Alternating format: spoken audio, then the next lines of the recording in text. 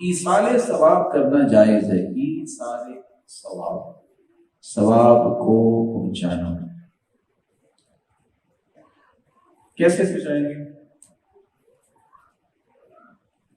بولو نہیں، میں بھی چپ کر جاؤں، آپ بھی نہیں بولے، کیسے پہنچائیں گے؟ DHL کروائیں گے، پھر TCS کروائیں گے، QCS، کیسے؟ ای میل کریں گے؟ رسول اکرم صلی اللہ علیہ وسلم نے جو طریقے بتائے ہیں ان کی طرف آنا چاہیے۔ میں جو عمل کرتا ہوں میں پہنچاؤں کہ نہ پہنچاؤں، یہ میرے والدین کو، میرے اساتذہ کو پہنچ رہا ہے۔ میں نے یہ جو کہانیاں جوڑ رکھی ہیں کہ میں نے یہ سارے ثواب کے لیے کرنا ہے، کہ اللہ کے رسول نے کیا ہے۔ سب سے زیادہ جو اسلام کی ابتدا میں مال خرچ کیا تو سیدہ خدیجہ نے کیا، ساری اولاد بھی اللہ کے رسول کو اللہ نے سیدہ خدیجہ سے دی۔ اللہ کے رسول کو رسالت ثواب کے لیے کچھ تو محفلیں کرنی چاہیے تھی سیدہ خدیجہ کی۔ اور یہ وہ ہستی ہے جس کے پاس جبریل آئے تھے اور آگے کہا تھا کہ اللہ کے رسول سے کہ خدیجہ آ رہی ہیں رضی اللہ عنہا، جب یہ آ جائے فقر علیہ السلام من ربیہا، اسے آج جب پہنچے تو کہنا خدیجہ تیرا رب تجھے سلام کہتا ہے، ومنی، اور جبریل کہتے ہیں میرا بھی سلام کہنا۔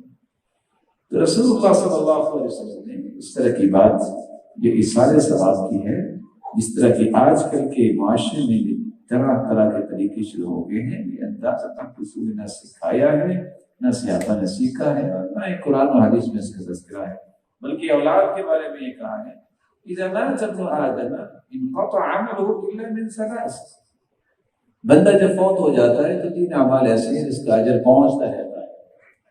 ہم نہیں پہنچاتے، اللہ ذو جلال ان کو پہنچاتے ہیں۔ وہ کیا ہے؟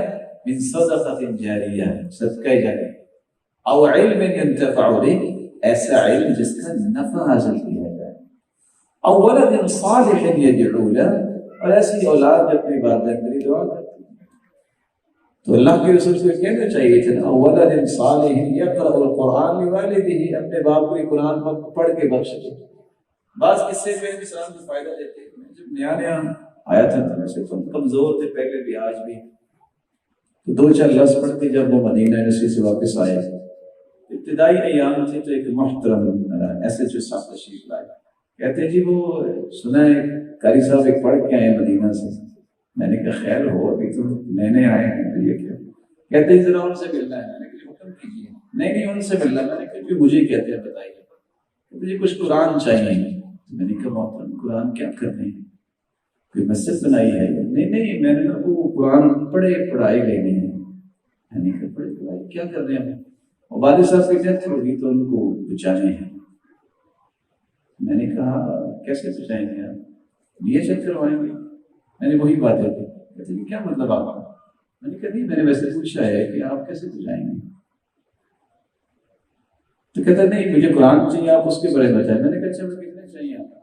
کہتے ہیں جتنے بھی ہوں۔ میں نے کہا آپ پتہ تو کریں۔ میں نے صرف اس کو کھنگالنے اور سمجھانے کے لیے گزارش کی، بتائیں آپ کو جو قرآن چاہیے اس کی پیمنٹ کیا کریں؟ کہتے ہیں ہاں 50,000 تو کر سکتے۔ میں نے کہا نہیں اتنا سستا میرے پاس نہیں ہے، میں مدینہ کے اندر بس نبی میں بیٹھ کے پڑھا، وہ تو اتنا سستا نہیں ہے۔ پھر میں نے ان کی خدمت میں گزارش کی، میرے محترم یہ 50,000 تو آج ہم نے دے جانا ہے، لیکن میرے بھائی یہ جائز نہیں ہے۔ آپ دعا کریں، جو بھی نیکیاں کریں گی آپ کے والدین کو پہنچے گی، کیونکہ انہیں آپ کو سکھایا پڑھایا ہے۔